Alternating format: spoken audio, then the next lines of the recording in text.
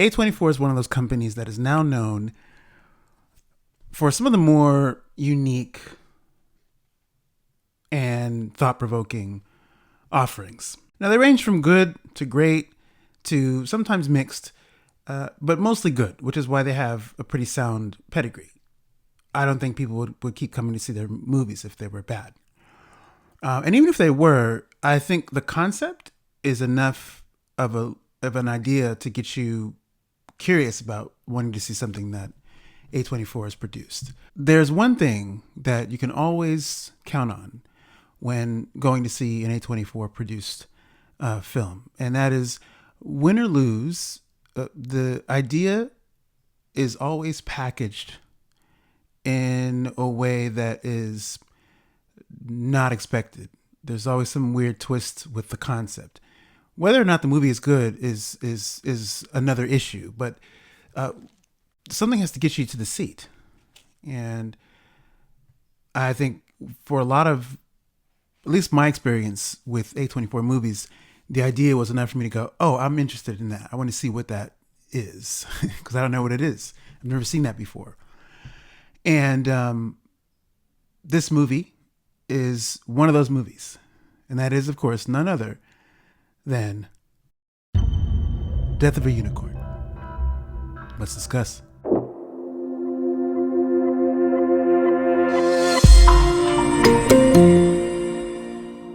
So I'm pretty late to the party on this one. I was trying to decide which movies reviews I was going to get out next, following the whirlwind that was the CineQuest Film Festival. And so this was the first in-theater movie experience I had following CineQuest. In fact, Maestro, who you all know is a friend of the channel, he and I linked up, and we went to go see this movie. He was less generous, I think, than I was in my opinion. We rated it similarly, but I feel like I was a little bit more. I was nicer, I think, with my my review, or my sort of rating. I think so. Either way, I think.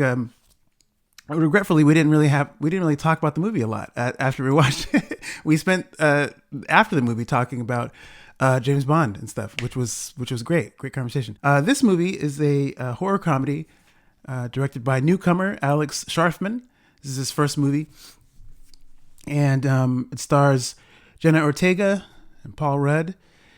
They lead a pretty solid cast: Richard E. Grant, Tia Leone, and Will Poulter, just to name a few among others. But that's pretty much the main group of the movie. This is a story about a family. Well, it's a story about families, two families, to be exact. One led by Paul Rudd's Elliot, who is father to Jenna Ortega's Ridley, and the two of them are on the way to Elliot's work event. For a weekend getaway at this remote location in the mountains somewhere. And on the way, they strike an animal, as can happen on some of those back roads. You might run into a deer or something like that. In this case, they happen to run into a unicorn. Run of the mill stuff. It just happens to be out there. Like it could have been a deer. It just happened to be a unicorn. But it turns out that hitting the unicorn is the least of their problems. Elliot is trying to secure a major move in his work position that would secure Ridley's life. It means probably better pay. A better gig means better pay, which means they'll be okay as a family and stuff. But that's just the beginning of what's happening here. If all goes well, there shouldn't be any concerns. Because if Elliot gets this promotion, so to speak, everything is cool. Because Ridley is his most important person, and so she matters. Nothing else really matters. He's doing everything to make sure that she's okay. My biggest problem with the movie, though, I'm just going to get into my issues first. If he's doing everything to make sure his daughter's okay, she should be the primary focus. This is what what we are shown anyway. It's his daughter. She's the most important person, or she should be.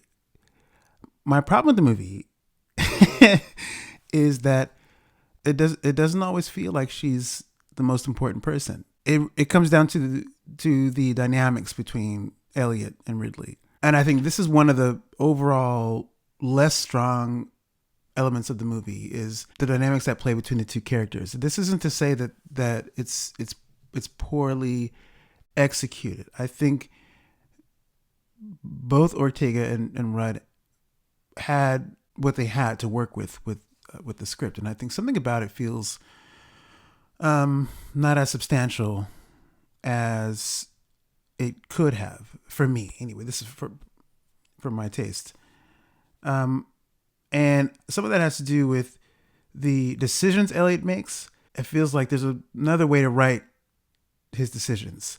If his daughter is his primary concern, then everything should actually funnel through that lens, and to some extent it does. But I think that there are inconsistent decisions, I think, with that ethos. If he's the dad and he's trying to do everything to take care of his daughter, we're seeing other things that become more of a focal point in relation to the job, which happens. So in real life, we see this happen with parents all the time. For whatever reason, they may be less present with their child, and they're more focused on the work, and they're telling themselves that I'm doing this for my kid, which they are. But there's a balance. I think there's a fine line between being tunnel vision about the work and actually being present with your kid if they're trying to share information that feels like it could be valuable, even if it's not valuable. In that moment, the kid is wanting your attention for something. And particularly when things get more serious in the film, that's where it becomes an issue for me. Is that why is Elliot moving in a way that doesn't feel like it reflects what his daughter's coming to the table with? So that's one issue. I recognize too, this is a plot concern, really. And it has to be this way, otherwise it would be a much shorter movie. So I completely understand that logically. This doesn't, however, change my feeling on it. I felt like something about it was lacking. That like it could have been stronger. There was a way to have this executed that it would have been stronger for me as a viewer. While we're talking about Elliot, one of my other issues came in the form of the portrayal of Elliot. Now, we all know Paul Rudd is actually a good actor. My issue is not with Rudd as an actor. Something about the delivery of certain lines felt inconsistent. Some of this had to do with the tonal shifts dictated by the movie and how Rudd had to respond to that. But I found that Rudd was strongest when he wasn't dealing with his daughter. And that's just for what I've seen for most of the movie. There are a couple sequences where it was really, really genuine, really good. Because if you look at Ant-Man, for instance, the Ant-Man movies, Scott Lang has a daughter, and those scenes feel earnest and heartfelt and genuine and consistent. In this movie, something about it doesn't feel consistent. I can't quite put my finger on it. I don't know if it's not Paul Rudd's fault. I don't think, obviously the script was written a certain way, so he's doing things to meet the script. However, something about his delivery sometimes felt just flat. Didn't feel like it had the same genuineness that I felt in the Ant-Man movies. Like I said, there were a couple pockets when he's dealing with Ridley where it feels, oh, that, and you go, oh, that's it. That's what it's supposed to feel like. The rest of the movie should feel like that. So there were just inconsistencies overall with Elliot as a character for me. But when he's dealing with his boss and Richard E. Grant and the rest of the Leopold family, it's fine. Like, he's fine. I don't know if some of it comes down to editing, or was it mostly a writing issue or what, but something about Elliot didn't fully jive for me. Let's move on and talk about the unicorns, which is That's why we're here, right? They're the star of the show, which leads me to one of my other issues with the movie, and it has to do with the design, really. So there are two designs for the unicorns in this movie. I call them, there's the normal design, which what you would normally expect a unicorn to look like, which is a white horse with, some kind of a horn or something on there. Beautiful, majestic animal with a horn. And then this movie has what I call the dark design, which is, they're darker, obviously, in color. They're more grotesque looking in the face, more monstery. And my issue is that it was too monstery. My problem is specifically with the dark look. And yes, it works if you're going for a horror feel, the horror energy. The grotesque and monstery look works for that. But somehow that feels a little bit too generic for me. Like it's almost like a monster movie type situation when you're not dealing with monsters. Although the unicorns essentially serve that purpose in this movie. But you're dealing with the unicorns. And something about it, for me, I would have preferred if you kept the normal white, pure white look to the horses. There's something about the contrast of them being white and normal looking with the horn, and then they're killing people, because that's what I brought to the table. When I heard the idea this movie is going to be about murderous unicorns, I'm thinking about how most of us see unicorns, and they just happen to be killing people. That to me, and maybe that's kind of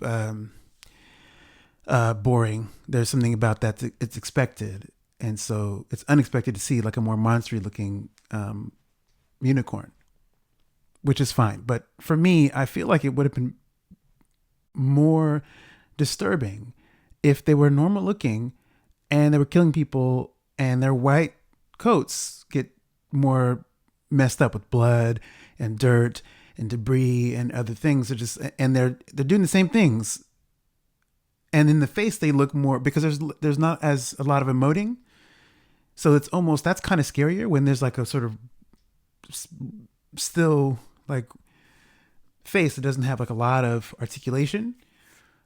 The monstery version that we get is a ton of articulation and ton of crazy things with like fangs and all kinds of stuff in it, which is, again, I get it. It's cool. It's cool for the movie. It works. I would have preferred, it would have been more unsettling for me if they were normal looking unicorns and did the same stuff. I think just something about a bloody unicorn is more striking to me. And while we're on them, the other thing is if I'm being honest, the computer generated aspects of the unicorns is passable. It's not great. We've seen, my understanding of the budget for this movie was, I think, around 15 million. We've seen really good, really well rendered computer generated characters and creatures for about that or less. You look at Godzilla -1, for instance, which was, I believe that budget was also 15 million. And Godzilla is beautiful in that movie. And I wonder what the deal was, what sort of programs filmmakers and things might have been using for this movie, where the unicorns don't look as well rendered as Godzilla did in Godzilla -1. I don't know what that's about. That, having said that, though, the rendering works. You can see clearly what they're going for. It's not like it's shabby or it's like too shoddy. What worked about that? So if you say on the one hand the CG is not great, but when I thought more about it, I think it actually works for the concept. If you look at unicorns, none of us has seen real unicorns. And so as far as as far as we know, this is also the first time anyone in the movie is seeing unicorns too. So as far as we know, they look like that. They might look like they're slightly animated and like they're not fully real. Because if they're magical creatures, something about that works. I think it works for me. So it just depends on how critical you are as a viewer. Most people are going to be extra critical, like the CGI sucks, this is terrible. They can't get around that. But if you put yourself in the sort of fantastical space, it feels it doesn't feel that bad. I just note it here just so you know, if you haven't seen it, what you're getting into, that the CGI may not be up to your personal standards. Move on to some positives here. Now, one of my favorite things probably my hands down favorite thing about this movie is the concept. It's not that it's killer unicorns is on its own great, but the fact that you have unicorns, which is this ancient sort of old-timey mythical, magical creature that's been around sort of in our collective consciousness for millennia, being placed in this modern context and taken seriously. I love when you guys know this about me now, that I like a lot of fantasy, sci-fi stuff, whatever it is. When the concepts are taken seriously, I'm a fan of that. And this movie takes the concept of unicorns seriously. Everything from the properties that unicorn blood might have or unicorn parts have, down to the lore behind something called the famous unicorn tapestries, which I didn't know. I thought this was like these were tapestries designed for the movie, and I just was like, oh, this is real. Like I did some research and was like, oh, this is like a real thing. And I thought about Midsommar. There are tapestry type visual storytelling on display in that movie, which incidentally I discovered that Ari Aster was a producer on this movie, so I thought, oh, this is a Ari Aster a suggestion. We're going to have some tapestries in this movie, but no, those things are real. I thought that someone designed this for the movie, but it's cool that the tapestries is a series of them, like I think 5 or 8 of them that were made in like the 1400s, between the 1400s and 1500s at some point. So they've been around for a long time. So they tell this story that serves as a kind of backdrop to the story that's happening in this movie. And the movie takes all of that and treats it like a solid source material, and it's serious, it's earnest about it, and I love that about it. The other thing that's cool, that's the best thing about it for me personally. The other thing to recognize, there's actually decent cinematography on display here, and the music is mostly good. It just depends on how much you're paying attention to it. You may not pay attention to it with this kind of movie, but if you care, keep an ear out for the music, and make sure your eyes are super tuned to see what camera work is on display here, because actually, it's pretty good. The acting all around is actually solid. I think Jenna Ortega is expectedly good. She grounds the proceedings. She makes this more a situation that you can get behind, with all the absurdity with the Leopold family. They're a rich family that's out of touch, and that makes them fun. It's actually hilarious. They're funny, and it works really well how it contrasts with Jenna Ortega, and how really moves in the movie. She takes things. She's the anchor, really. And Will Poulter is also very good. I think between the two of them, they turn in dynamic performances. Will Poulter is actually a lot funnier than I was aware. I've seen him in a lot of things. So I've seen, so I didn't realize really like how good his comic timing was. I know he's a good actor. I've seen him in mostly serious things and maybe a couple comedies, but something about this movie allows his humor to really flourish a little bit, and that's pretty cool. So I think they give probably the most noteworthy performances in this movie, and the rest of the Leopold family are also pretty solid. Richard E. Grant is good, but he kind of is in the background a little bit. And I think Tia Leone is similarly, she's great, as well as the mom, but she also is mostly in the background. And the other star of this movie, I would say, has to be the kills. Most people go into horror movies or any movie that has a horror slant expecting to be watching some kills, and I can say that there are better kills elsewhere. If you're that kind of person who likes to see some really serious, rich, graphic, gory kills, there are better ones in other movies. That said, there are some fairly decent kills on display in this movie.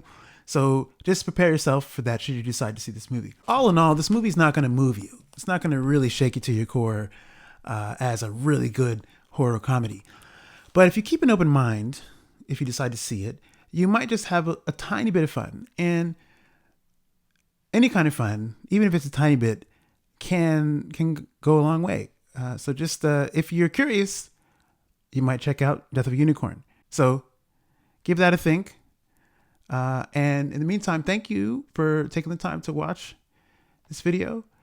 I'm going to get out of here. We got more videos coming up very, very soon. So stay tuned. Have a good evening, and I'll see you later.